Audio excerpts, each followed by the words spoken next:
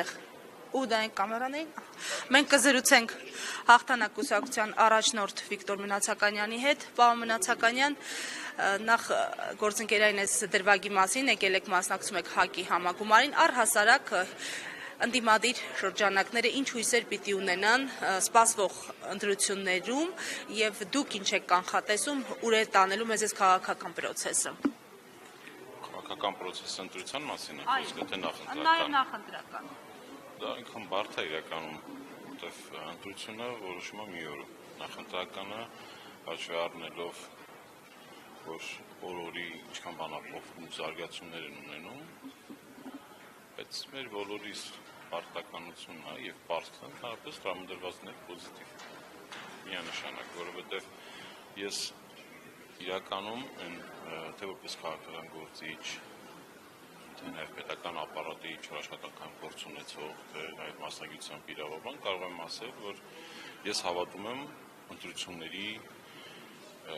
արդյունքներին, որտեղ ինչ ընտրություն է, ինքը ընտրությունը ամենասկզբում ինքը արդարություն է,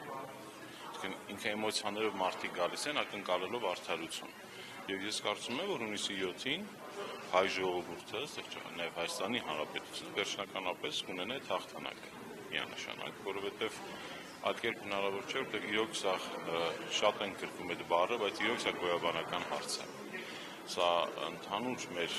առաջին հերթին հայ ժողովրդի ամենակարևոր ինքնության նախադրյալներից մեր ինքնության, այսինքն եկեղեցու եւ տեսնում եք էլ ընդհանուր շատ պայքարը։ Ես կարելի է անդադ խոսել, ուղղակի կարծում եմ, որ դուք այլ մարդիկ կան, որ կարող են ավելի տեսակ պատասխանել։ Շնորհակալություն։ Առաջին նախագահ Լևոն Տեր-Պետրոսյանը հայտարարել էր, որ ընդդիմադիր քաղաքական ուժերը միավորվեն Սամվել Կարապետյանի ուժեղացանի շուրջ։ Ընդունել են արդյոք այդ ընդդիմադիր ուժերը այդ հայտարարությունը ինքնություն եւ ընդունել Արսենիկ Պետրոսյանը։ Ես ուշադիր լսել եմ ինչ ասել է պարոն Տեր-Պետրոսյանը եւ մնացած բոլոր նախագահներ, ուշադիր հետևում ենք եւ շատ հարգում ենք, բայց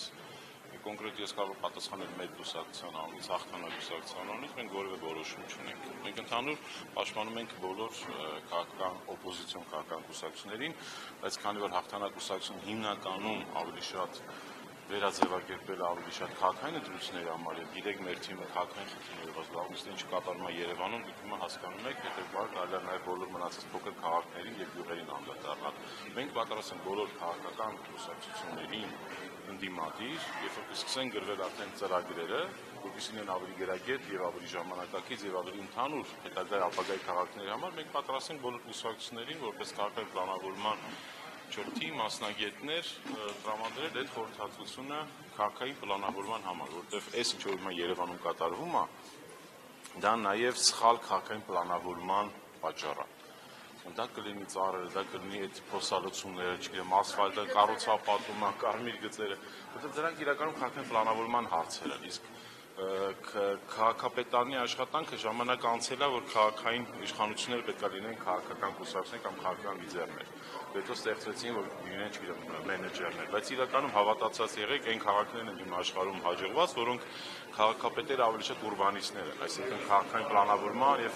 քաղաքային կառավարման հստակ, չգիտեմ, թե որպես մասնագիտություն, թե որպես փորձառություն հաշվի առնող մարդիկ։ Պարոն Մնացականյան, դուք Հայկ Մարությանի հետ աշխատություններ ունեք, որտեղ ես հիշում եմ,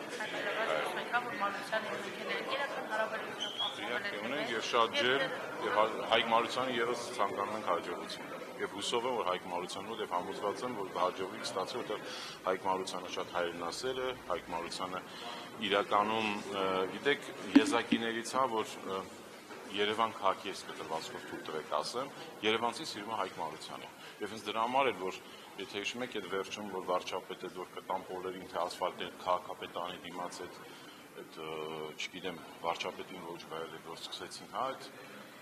օգտագործել, հենց կենտրոնացած են Հայկ Մարությանի վրա։ Ես չգիտեմ, իրանք ինչի են հենց կռիվ տալի անդադ Հայկ Մարությանի հետ, Հայկ Մարությանի ստվերի հետ, Հայկ Մարությանի հաջողությունների հետ, բայց ես տեսնում եմ, որ այդ կուսակցությունները եւս շատ աճել են, շատ առաջ են գնում եւ բոլորին ցանկանում են հաջողություն։ Բայց նախորդ նիստին օրակարգեն Արսեն Պետրոսյանը քաղաքական իշխանությունը քաղաքապետի քաղաքական Մարությանի եւ Վարշարասյանի քննարկում ասում են ձախ շինությունները տվել կառուցապատումները այն երկրները, որոնք անընդհատ պայքարի մեջ են նախնիների հետ, հավատացեք, իրանք ապագայի ճանապարհ չեն կարող անցնել։ Դա մենակ Հայաստանը չի, տեսնեք, ամենամեծ գերտերությունները թողած իրենց խնդիրները գնում են, ասենք, Հայկ Մարությանի հանգիստ թողեք, եւ անգամ իսկ նախկին քաղաքապետերին դուք պետք է տարբեր լուծություն ասեք, 8 տարի անցել է, պետք է օրինակ նույն հավաքանի կազմել մեր ժամանակավոր հանձնաժողով, ամեն քաղաքապետի ընթացքում ասենք, որ քաղաքապետը իրական եղել է, չէ՞ լավ բաներն են արել, այդ բան չեն արել կամ ինչով չէ, խնդրահարույց։ Եկեք դա էլ հասկանանք, բայց մենք որևէ ձև չենք վերագնահատել